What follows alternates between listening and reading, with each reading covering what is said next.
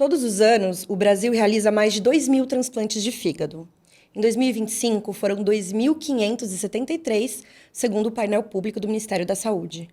Por trás desse número estão pacientes que chegam ao que deveria ser a última solução, porque o tratamento disponível não foi suficiente para conter o avanço da doença.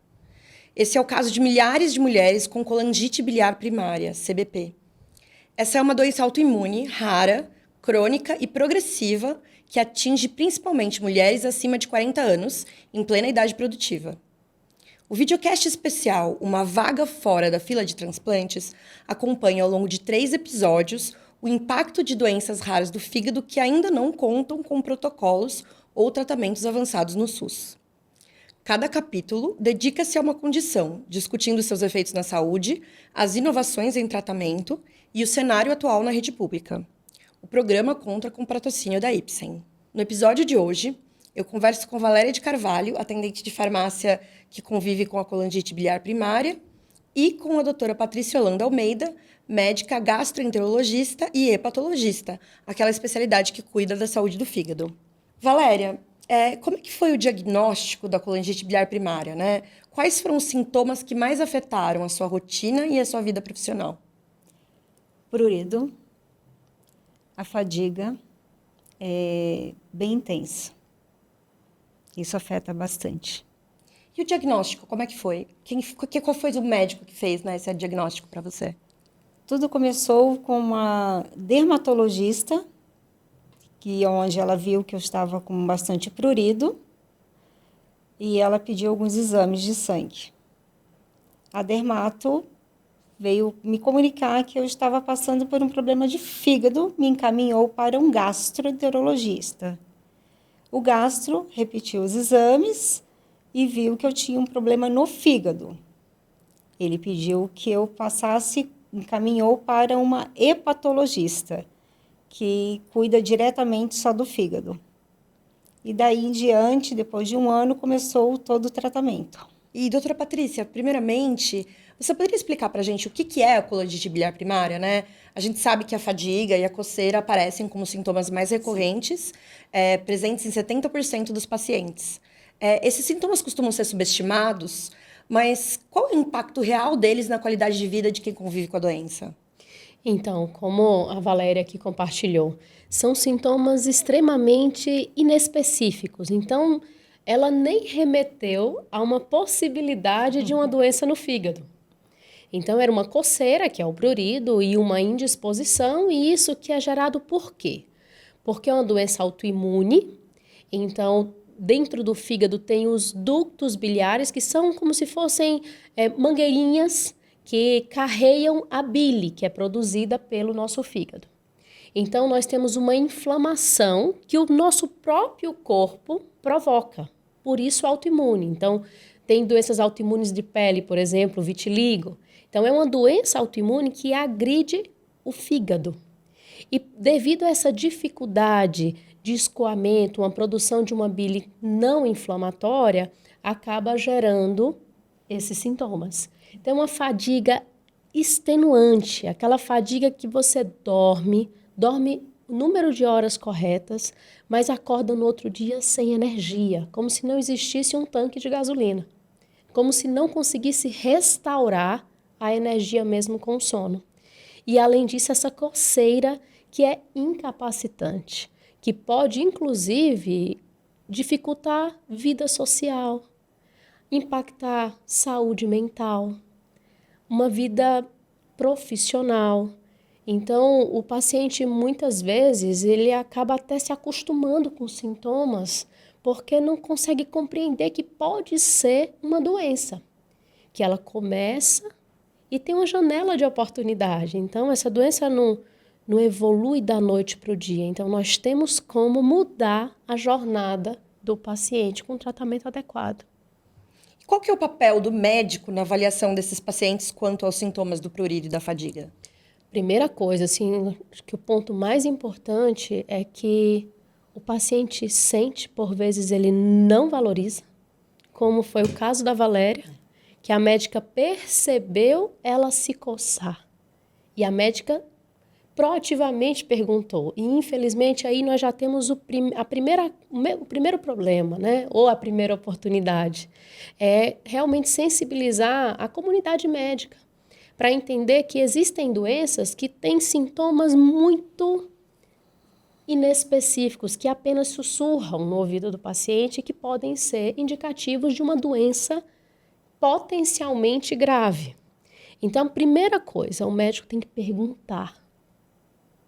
Às vezes o paciente ele se acostuma com os sintomas e perguntar de uma forma que realmente consiga compreender. Não é como que está a coceira, está disposta, como está no trabalho. Não, é realmente entender como que está a vida em família, vocês estão conseguindo se divertir, né?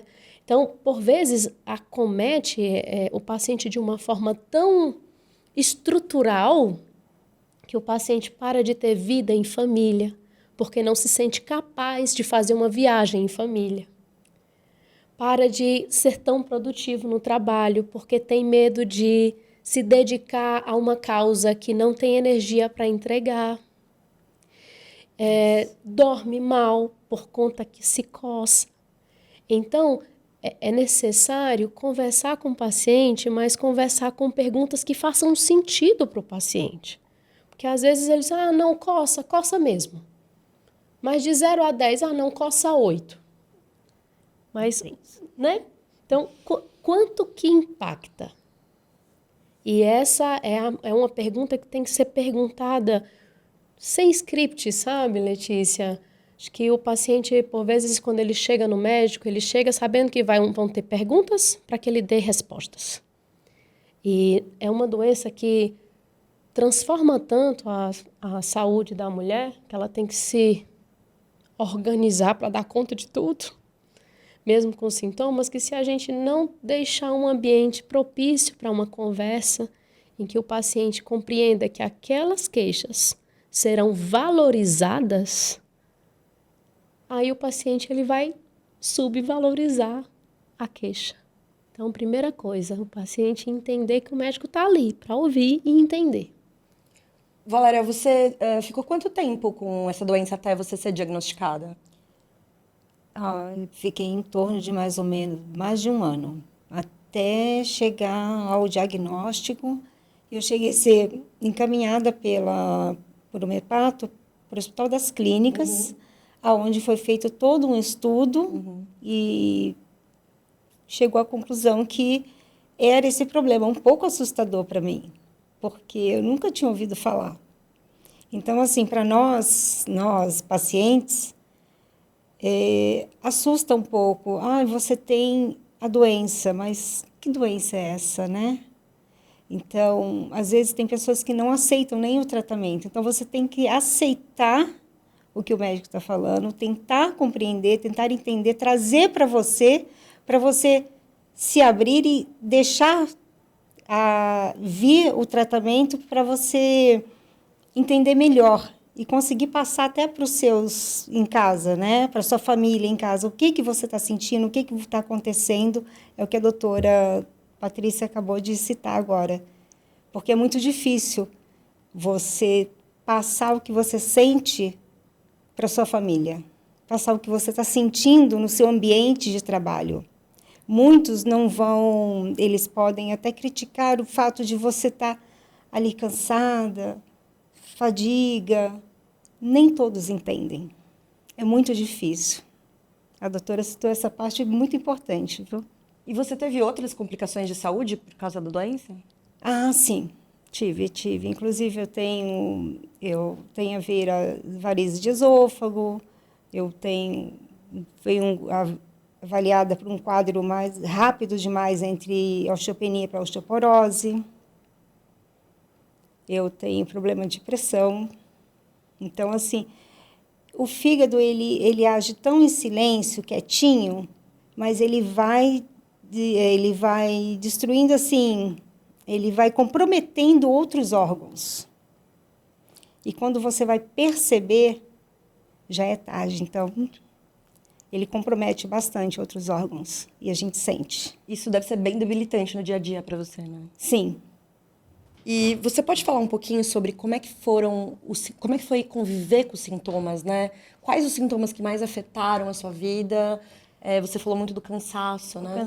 O cansaço, ele é assim, é o que mais afeta e afeta muito no meu trabalho, porque eu trabalho em pé o tempo todo, então você não tem como você estar sentando e é difícil na sua equipe de trabalho eles compreenderem o que você tem, porque você comenta, nossa, eu tenho um problema de saúde, eu precisaria sentar um pouco, eu estou um pouco indisposta, eu estou com fadiga. Ah, você está com preguiça. Você está cansada? Você está com preguiça? Então, assim, você é vista de uma forma como se você não tivesse problema nenhum, tá? E eles têm o que os colegas de trabalho, ela está se escorando. Eu teve dias de eu chegar, encostar no balcão assim e sentir minhas pernas mole. Sabe, aquela coisa ruim no corpo, aquele mal-estar, você querer sentar e não poder. Então, isso é muito incômodo. No trabalho, impacta muito o meu trabalho isso. Você tinha medo de sentar porque tinha medo que as pessoas achassem que você estava com preguiça. Exatamente. Exatamente. Eu vou sentar, ela está com preguiça. Ah, você está cansada? Cansada de quê? Você não fez nada hoje? Só porque você atendeu uns clientes? Só que, assim, chega dias como plantões, você fica 12 horas em pé. 12 horas. É muita coisa. Então, isso atrapalha muito, porque você tenta mostrar que você está bem, mas no fundo, você não está. Então, você tem essa necessidade, mas as pessoas não compreendem. Elas não compreendem, ainda não sabem o que é um CBP. Doutora, hoje a gente tem cerca de 40% dos pacientes que não respondem de forma adequada ou não toleram o único tratamento que está disponível no SUS, né? Na prática, quais são os principais desafios enfrentados pelos pacientes ao longo da jornada de tratamento, especialmente quando a resposta ao tratamento não é a esperada? São muitos os desafios. Até ouvindo a Valéria falar, ela teve um diagnóstico com 1 ano e pouco do início dos sintomas. A grande maioria das pacientes, por vezes, passam quase 1 década até um diagnóstico. E isso muda completamente a história natural da doença. Então, no que vai chegar, né? O que nós podemos evitar? Então, o primeiro gargalo é realmente o diagnóstico. É conseguir ouvir o paciente, as queixas do paciente que parecem simples. Então, costuma ser em mulheres, né? Então, mulheres multitarefas que trabalham, que são mães e tem todas as dificuldades de muitas coisas a fazer, logo muitos motivos para não ter energia, né? Coceira, então, um diagnóstico, poxa, o que é a coceira? É na pele, não, hidrata a pele, né? Então, vão várias outras possibilidades diagnósticas até chegar no diagnóstico em si. Então, eu brinco com a paciente assim, poxa, como foi sua peregrinação? Porque é uma verdadeira peregrinação entre especialistas. Então, o primeiro gargalo é esse. O segundo é estabelecer o diagnóstico. Então, o SUS, ele traz muitas diferenças de acesso num Brasil continental como é. Então, é uma doença que o diagnóstico ele pode ser simples se o médico pensa e solicita os exames de maneira adequada. Então, fígado não é só TJO e TGP. O fígado é TJO, TGP, mas eu preciso de uma fosfatase alcalina, até muitas vezes mais importante do que eu pedir uma gama-GT. Então, esse é um outro grande gargalo do diagnóstico. E aí nós precisamos de um exame mais acurado, que é um exame de pesquisa de um autoanticorpo, que alguns pacientes têm dificuldade de fazer, a depender de onde ele está sendo atendido ou assistido. Depois disso, para chegar ao hepatologista. Então, esse é um outro ponto, nós somos escassos no Brasil e é muito importante realmente essa difusão de conhecimento. E aí vamos para o tratamento. Que bom, nós temos um tratamento fornecido pelo Ministério da Saúde, que a grande maioria das pacientes respondem. Quando nós temos pacientes jovens, em idade produtiva, em que a doença, como Valéria, pode estar progredindo, claramente está progredindo, e eu não tenho como ofertar porque o SUS não fornece, eu confesso que antigamente eu ficava assim, não, tudo bem, eu não tenho o que ofertar, mas porque também não existe o que ofertar. Mas uma vez que existe o que ofertar e que existe um percentual de pacientes que não respondem, como facilitar para que esses 30% possam ser adequadamente tratadas e promover uma vaga fora da fila de transplante? Acho que é esse o grande olhar, sabe? Qual é a consequência da demora para o paciente? A consequência da demora em mudança de estratégia de tratamento é eu diagnosticar um paciente já com uma cirrose, já com uma falta de função do fígado, com uma insuficiência hepática, uma necessidade de transplante de fígado. Então, a janela de oportunidade modificadora para que não evolua para a necessidade de um transplante é maior quanto mais precoce eu ajo e mudo aquela conduta. E tem pacientes, Letícia, que evoluem pior. E é importante a gente saber disso. Então, mulheres mais jovens. Quando a Valéria foi diagnosticada, ela tinha 30 e poucos anos de vida, né? Eu tenho pacientes muito jovens, na terceira, quarta década de vida, já com a doença. Então, eu sei que essas pacientes vão evoluir pior, com doença mais grave. Não é todo mundo que tem o mesmo perfil, né? Tem perfis de pacientes que reagem à doença de maneira diferente e outros nos quais a doença evolui mais rápido. Exato. Então, nós já temos uma mulher mais jovem, ela pode evoluir mais rápido, nós temos ciência disso. Nós só falamos de mulheres aqui. Mas quando a colangite biliar primária acomete homens, também tem uma evolução pior. Então, preciso ser mais proativa no tratamento desse paciente.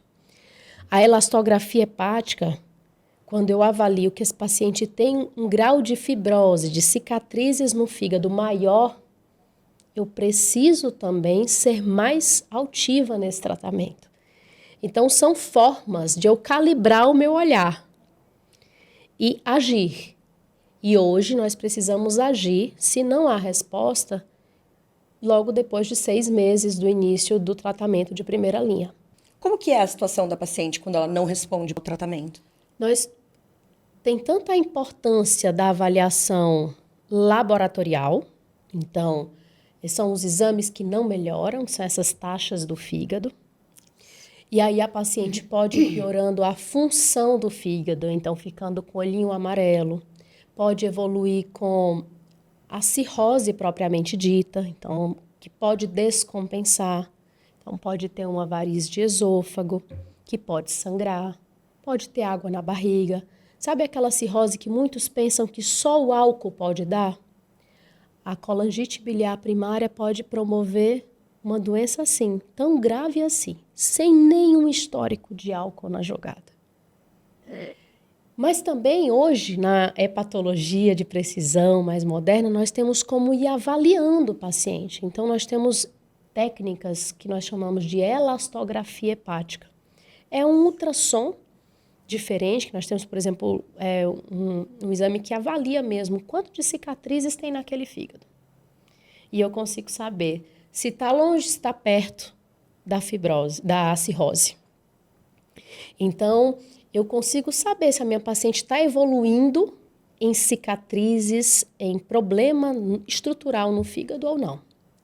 Mas um outro ponto muito importante também é eu entender o quanto essa doença está impactando na qualidade de vida da paciente. E tem pacientes que falam, poxa, doutora, meus exames estão até melhores, mas por que eu estou tão cansada? Então, nem sempre os exames repercutem, eles trazem o quão grave está sendo o acometimento da vida da paciente. Então, tem que olhar para esses dois pontos, né? Nos pontos objetivos, médicos, que nós, como os médicos, sabemos muito dessa parte, mas também esse olhar para a qualidade de vida da paciente. E, doutora, o Ministério da Saúde está avaliando a incorporação de uma nova opção terapêutica para colangite biliar primária no SUS.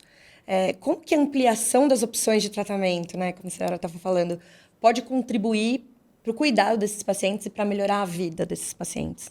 Pode contribuir demais. É uma paciente que passa a ter mais qualidade de vida numa fase produtiva da vida, que não para a sua vida pessoal, profissional, seus sonhos. Como também pode evitar a necessidade de um transplante, né? O transplante é uma estratégia de tratamento extraordinária. Trabalho com transplante todos os dias. Ele traz vida de novo para as pessoas. Mas o melhor transplante é aquele que eu posso evitar.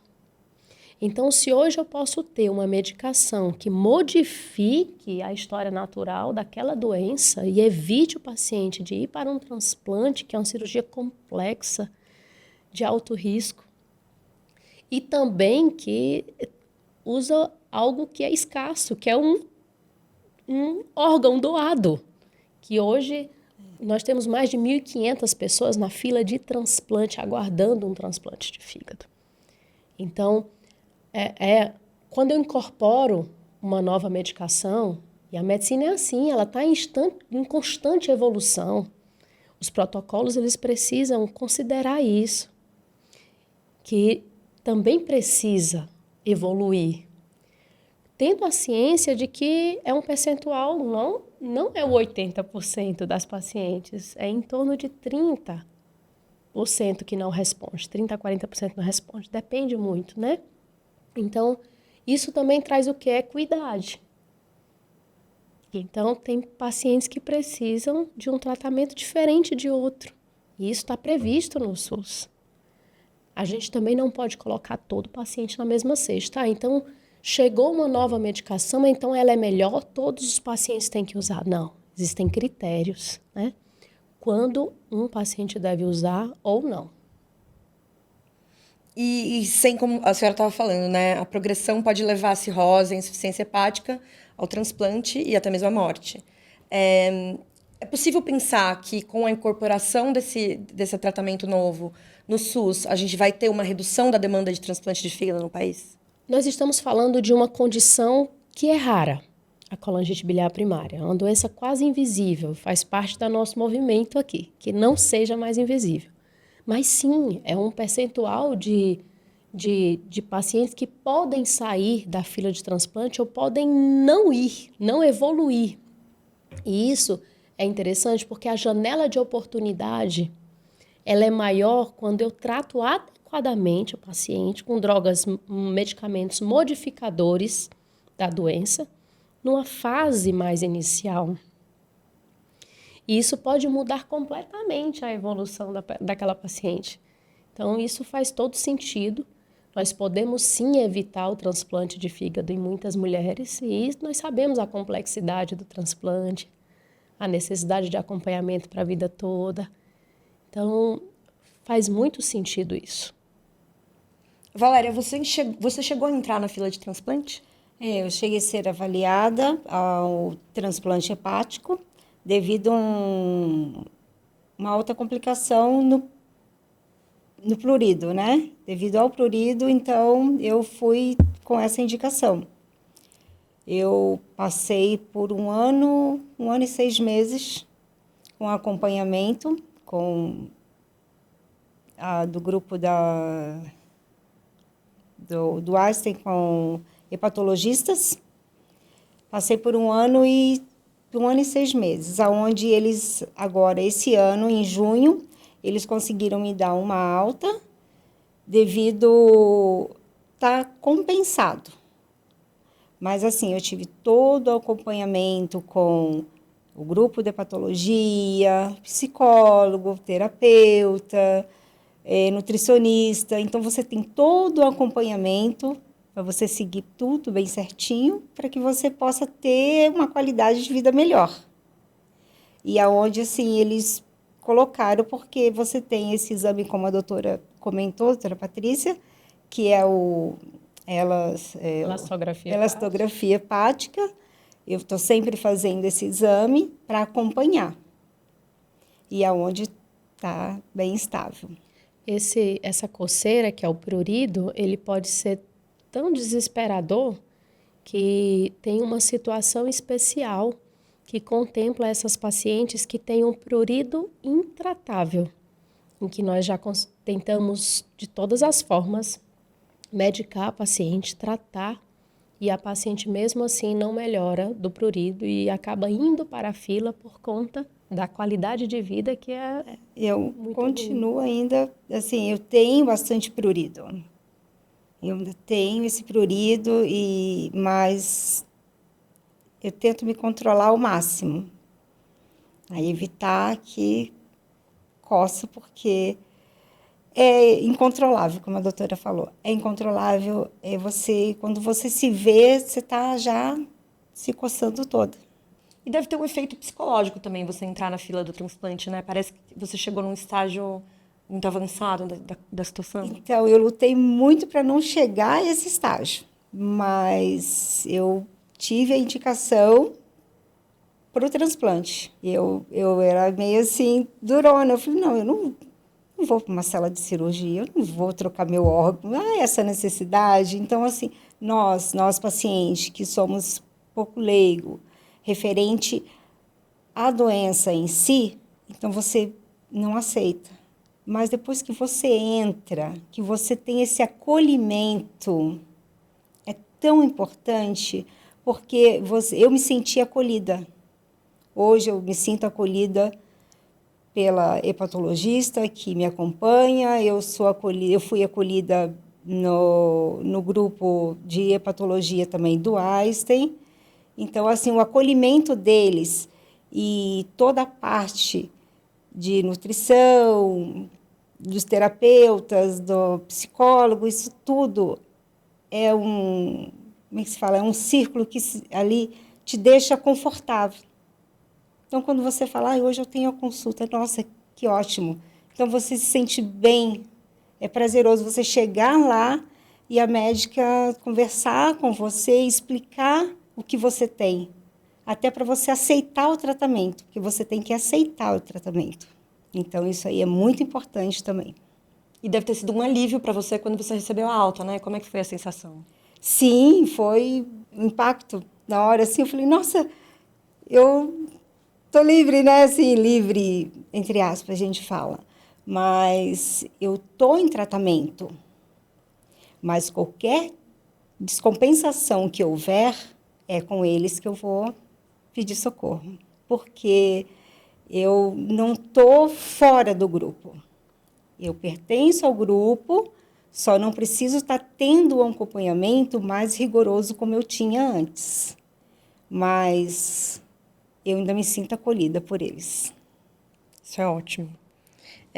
Doutora Patrícia, o Ministério da Saúde está revisando o documento que organiza os critérios diagnósticos de tratamento e acompanhamento no Sistema Único de Saúde para a colangite biliar primária. Qual que é a importância dessa revisão e da inclusão de tecnologias específicas para o tratamento da colangite biliar primária que atendem às necessidades clínicas das pessoas com a doença? É muito importante, todo o protocolo ele existe para ser revisado em algum momento. E com a evolução da medicina, é muito importante que esse protocolo seja dinamicamente revisado.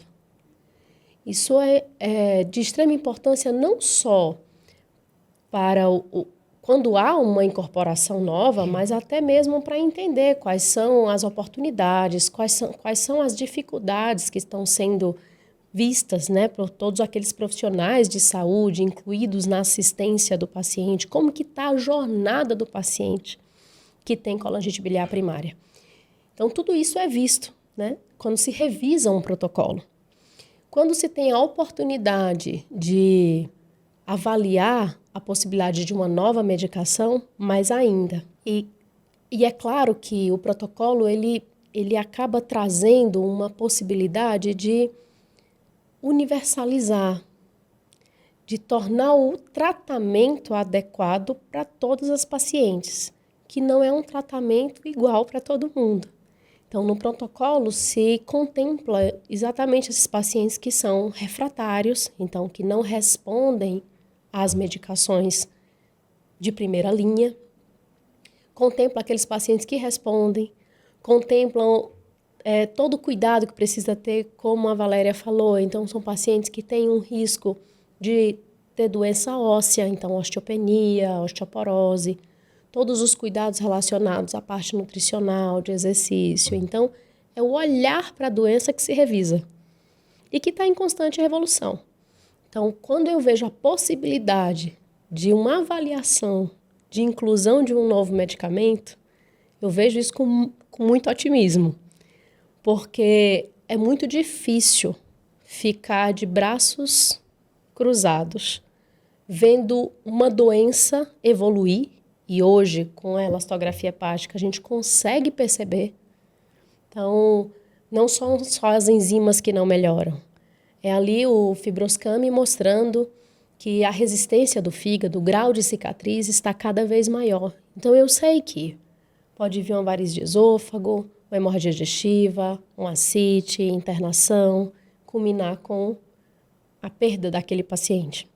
Então, esperar de braços cruzados, é muito angustiante para o médico. Então, eu vejo isso com bons olhos e muito otimismo, e a possibilidade de mudar a jornada de vida de milhares de pacientes, cuidando direitinho delas, né, em cada fase. Valéria, hoje, para você, o que significaria ter tido lá atrás, né, esse diagnóstico mais cedo e ter acesso a mais opções de cuidado disponibilizadas no SUS? O fato de você diagnosticar cedo, então você consegue tratar. Então, é o tratamento, eu aceitar o meu diagnóstico e seguir um tratamento para que eu tenha melhoras.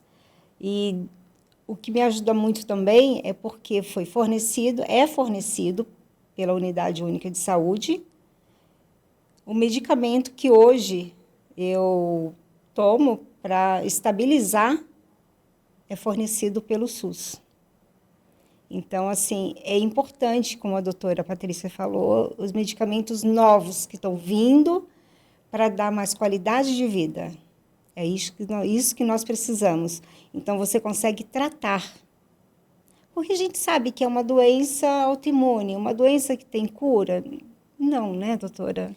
É uma doença crônica. É crônica, ela não tem a cura, mas tem os medicamentos, tem os acompanhamentos que você pode ter uma melhora. Então, você tendo uma melhora, você tendo uma resposta ao medicamento que você está tomando, você está proporcionando para você uma qualidade de vida. Então, isso é muito importante, o Sistema Único de Saúde entender que nós, pacientes, precisamos dessa medicação. É muito importante. E o tratamento adequado deve fazer uma diferença gigantesca na vida, né? Gigantesca. Com certeza. Eu procuro estar tomando todos os meus medicamentos certinho. Até acho que hoje, do jeito que eu que eu consigo me estabilizar, é devido ao medicamento fornecido. Mas tem medicamentos novos para vir? Tem. Ótimo. Porque eu sei que eu vou ter mais qualidade de vida. E isso, a gente esquece o problema, né? A gente tenta esquecer um pouquinho o problema, a doença em si, porque você sabe, poxa, tem um tratamento para isso. Então, vamos correr atrás. Excelente. Obrigada, doutora. Obrigada. Obrigada, Valéria, também pela sua participação. Obrigada. A gente agradece. Bom, gente, esse videocast é uma realização do Estúdio J, com patrocínio da Ipsen, e faz parte da série Uma Vaga Fora da Fila de Transplantes, sobre doenças raras de fígado no Brasil. Ao longo de 3 episódios, ouvimos pacientes, especialistas e associações para entender os desafios do diagnóstico, do tratamento e do acesso ao cuidado adequado para quem convive com essas condições. Até mais! E obrigada, doutora Patrícia, Valéria, muito obrigada pelo seu tempo e pelo seu Obrigada a depoimento. você. Obrigada, também. doutora. Foi excelente.